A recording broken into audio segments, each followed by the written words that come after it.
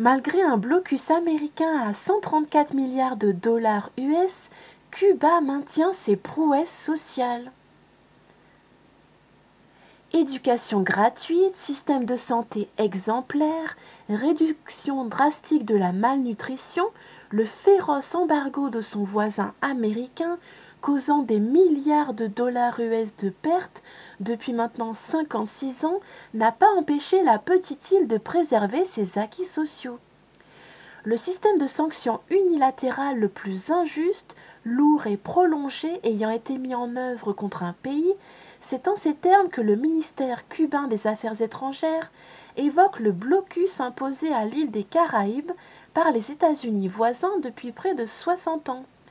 Et pour cause, entre avril 2017 et mars 2018, cette sanction venue d'Amérique du Nord a coûté à Cuba pas moins de 4,2 milliards de dollars, selon un rapport annuel publié le 24 août dernier par les autorités et cité par la chaîne latino-américaine Télésur.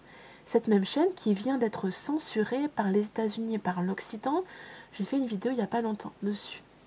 C'est une chaîne latino-américaine qui couvre l'ensemble du continent latino-américain et qui diffuse des informations alternatives à celles qui sont diffusées en Occident sur la situation des pays d'Amérique latine.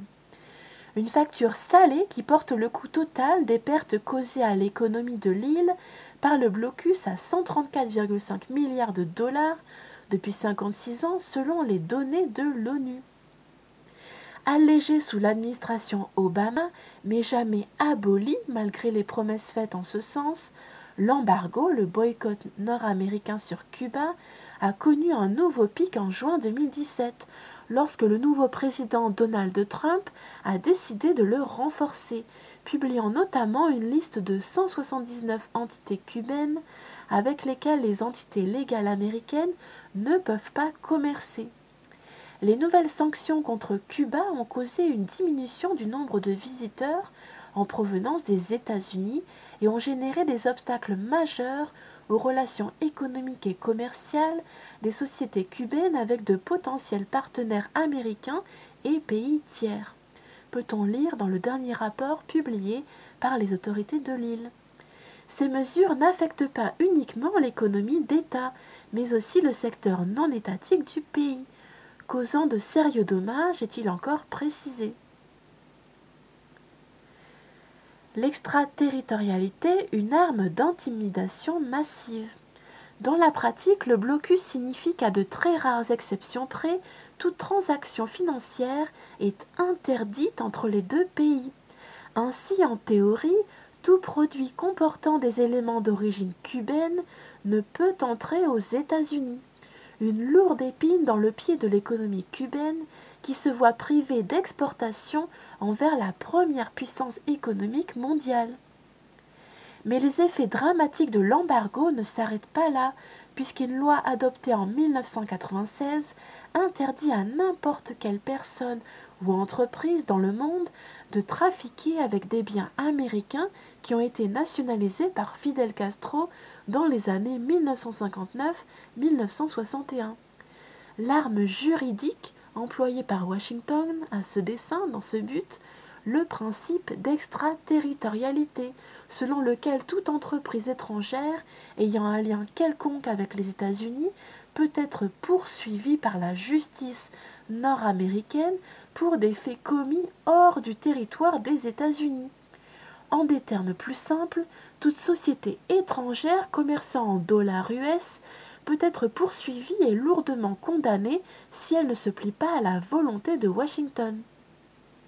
C'est ainsi que parmi une kyrielle d'exemples, des banques telles que la française BNP Paribas ou la britannique HSBC se sont vues condamnées à des centaines de millions de dollars d'amende pour avoir contourné l'embargo américain en réalisant des affaires avec des clients cubains. Des mesures à même de leur passer l'envie de poser un acte de bravoure en commerçant, vaille que vaille, avec la Havane. De la sorte, Washington bloque le développement des relations économiques de Cuba, mais également d'autres pays, à l'instar de l'Iran avec le reste du monde. Donc exactement comme avec l'Iran. Santé, éducation, un miracle cubain. Et pourtant, cette politique agressive aux lourdes conséquences n'a pas entamé le programme social poursuivi par les autorités cubaines. En dépit des difficultés auxquelles l'économie cubaine fait face, en particulier dues à l'intensification du blocus imposé à Cuba, nous continuerons à nous concentrer sur les objectifs de développement fixés, affirmait ainsi déterminé le président cubain Miguel Díaz-Canel en mai 2018. Malgré de nombreux défis croissants des inégalités dues à l'ouverture de certains secteurs au privé, les bas salaires, la dépendance en termes de matières premières alimentaires, Cuba est en effet parvenu à maintenir son modèle des années durant. Relativement dépourvue de ressources naturelles, la petite île des Caraïbes, voisine du géant nord-américain, est même parvenue à réaliser des prouesses en matière sociale, la plaçant en tête des classements régionaux, voire mondiaux, dans plusieurs domaines. 100% d'alphabétisation des jeunes. Le gouvernement a ainsi choisi de mettre en place l'accès universel et gratuit à l'éducation. En d'autres termes, tout citoyen cubain peut être scolarisé sans dépenser le moindre centime. Et cette décision politique porte ses fruits. Avec un taux d'alphabétisation de 99,8%, le pays enregistre le plus bas taux d'illettrisme du continent latino-américain. Selon les données de l'UNICEF, le degré d'alphabétisation atteint même 100% pour les jeunes. L'UNESCO, en outre, a pu observer lors de tests régionaux visant à évaluer les capacités des élèves du primaire que le niveau était notablement supérieur à Cuba en comparaison avec les autres pays d'Amérique latine. Des services de santé gratuits, un modèle selon l'Organisation mondiale de la santé. Le gouvernement a en outre lourdement investi dans le domaine des services de santé pour garantir à ses citoyens un accès aux soins gratuits. Alors que le pays comptait 6000 médecins en 1959, avant la Révolution, 109 000 ont depuis été formés. Le ratio est désormais d'un médecin pour 133 habitants, selon les données de la Banque mondiale, l'un des plus hauts au monde. À titre de comparaison, il est en France 1 pour 309 habitants et d'1 pour 392 aux États-Unis.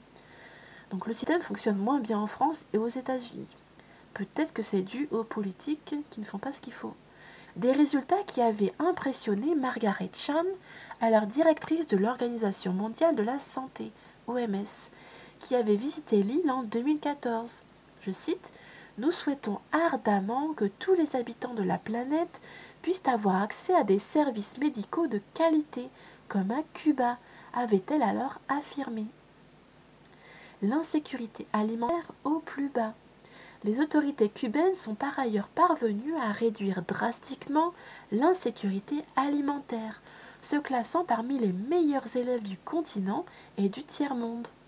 Selon un rapport de l'Organisation des Nations Unies pour l'alimentation et l'agriculture, sorti en 2015, le pourcentage de personnes sous-alimentées dans le pays est descendu sous le seuil des 5%. La malnutrition infantile sévère a pour sa part été éradiquée du pays selon l'UNICEF.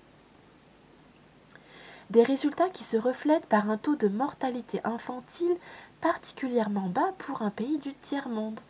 Avec 4 pour 1000, comme en France, Cuba se place aux côtés d'autres pays plus développés comme l'Allemagne ou la France. Une espérance de vie plus élevée qu'aux États-Unis. Quant à l'espérance de vie moyenne, elle atteint 79,54 ans selon la Banque mondiale, donc environ 80 ans. À titre de comparaison, c'est 15 ans de plus qu'à Haïti, soit un chiffre digne des pays de l'OCDE. À titre de comparaison, cet âge atteint 78 ans aux États-Unis, des données qui résonnent comme un pied de nez de Cuba à son voisin Yankee, qui à 150 km de là avait juré sa perte. A plus.